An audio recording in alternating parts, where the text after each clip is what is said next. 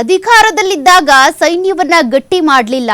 ಈಗ ಆಪರೇಷನ್ ಸಿಂಧೂರಕ್ಕೆ ಕಾಂಗ್ರೆಸ್ ಅಪಸ್ವರ ಎತ್ತುತ್ತಾ ಇದೆ. ಹುಬ್ಬಳ್ಳಿಯಲ್ಲಿ ಶೋಭಾ ಕರಂದ್ಲಾಜೆ ಆಕ್ರೋಶವನ್ನ ಹೊರಹಾಕಿದ್ದಾರೆ. ತಾವು ಅಧಿಕಾರದಲ್ಲಿದ್ದಂತ ಸಂದರ್ಭದಲ್ಲಿ ಅಂದ್ರೆ ಕೇಂದ್ರದಲ್ಲಿ ಅಧಿಕಾರದಲ್ಲಿದ್ದಾಗ ಸೈನ್ಯವನ್ನ ಗಟ್ಟಿಗೊಳಿಸಲಿಲ್ಲ. ಈಗ ಆಪರೇಷನ್ ಸಿಂಧೂರಕ್ಕೆ ಅಪಸ್ವರ ಎತ್ತಿದ್ದಾರೆ ಅಂತ ಹುಬ್ಬಳ್ಳಿಯಲ್ಲಿ ಶೋಭಾ ಕರಂದ್ಲಾಜೆ ಆಕ್ರೋಶ ವ್ಯಕ್ತಪಡಿಸಿದ್ದಾರೆ. ಇವತ್ತು ಕಾಂಗ್ರೆಸ್ ಅನಾವಶ್ಯಕವಾಗಿ ಆರೋಪ ಮಾಡ್ತಾ ಇದೆ. ಪಾಕ್ಗೆ ನುಗ್ಗಿ ಹೊಡೆದವರಿಗೆ ಕಾಂಗ್ರೆಸ್ ಅಪಮಾನ ಮಾಡ್ತಾ ಇದೆ.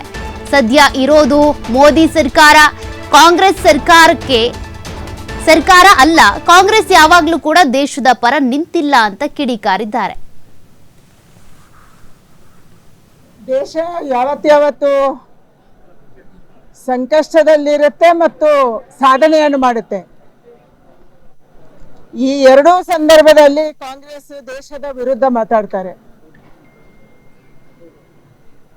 ತಾವು ಅಧಿಕಾರದಲ್ಲಿದ್ದಾಗ ದೇಶದ ಸಲುವಾಗಿ, ದೇಶದ ರಕ್ಷಣೆ ಸಲುವಾಗಿ, ದೇಶದ ಗಡಿ ಪ್ರದೇಶವನ್ನ ಕಾಪಾಡೋದ್ರ ಸಲುವಾಗಿ, ನಮ್ಮ ಸೈನ್ಯವನ್ನ, ನಮ್ಮ ಡಿಫೆನ್ಸ್ ಅನ್ನ ಗಟ್ಟಿ ಮಾಡೋದ್ರ ಸಲುವಾಗಿ ಏನನ್ನೂ ಮಾಡಲಿಲ್ಲ.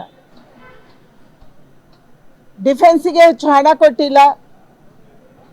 ಯಾವ ಯುದ್ಧ ವಿಮಾನಗಳನ್ನ, ಫೈಟರ್ ಜೆಟ್ಗಳನ್ನು HAL ಮಾಡುತ್ತೆ, BEL ಮಾಡುತ್ತೆ, BHEL ಮಾಡುತ್ತೆ. ಇವರಿಗೆ ಹಣಕಾಸಿನ ನೆರವನ್ನು ಕೂಡ ಕೊಡಲಿಲ್ಲ, ಕಡಿಮೆ ಮಾಡಿದ್ರು.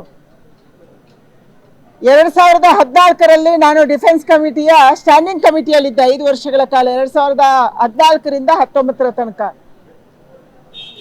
ಡಿಫೆನ್ಸ್ ಕಮಿಟಿಯಲ್ಲಿ ಚರ್ಚೆ ಮಾಡುವಾಗ ನಮಗೆ ಭಯ ಆಗ್ತಾ ಇತ್ತು, ನಮ್ಮ ದೇಶದ ಡಿಫೆನ್ಸ್ ವ್ಯವಸ್ಥೆ ಈಗ ಇರಕ್ಕೆ ಸಾಧ್ಯನಾ, ಈ ರೀತಿ ಇದನ್ನ ಇಟ್ಕೊಳ್ಳಕ್ಕೆ ಸಾಧ್ಯನಾ, ಬೇರೆ ದೇಶಗಳು, ಅಕ್ಕಪಕ್ಕದ ದೇಶಗಳು ಕಾಲ್ ಕೆರೆದು ಜಗಳಕ್ಕೆ ಬರುವಂತ ಸಂದರ್ಭದಲ್ಲಿ ನಾವು ನಮ್ಮ ಸೈನ್ಯ ವ್ಯವಸ್ಥೆಯನ್ನ, ಅದಕ್ಕೆ ಬೇಕಾದಂತ ವೆಪನ್ಸ್ ಅನ್ನ ಯಾಕೆ ಸ್ವಾವಲಂಬಿಯಾಗಿ ಮಾಡ್ಕೊಂಡಿಲ್ಲ ಅನ್ನುವಂಥದ್ದು ಚರ್ಚೆ ಆಗ್ತಾ ಇತ್ತು.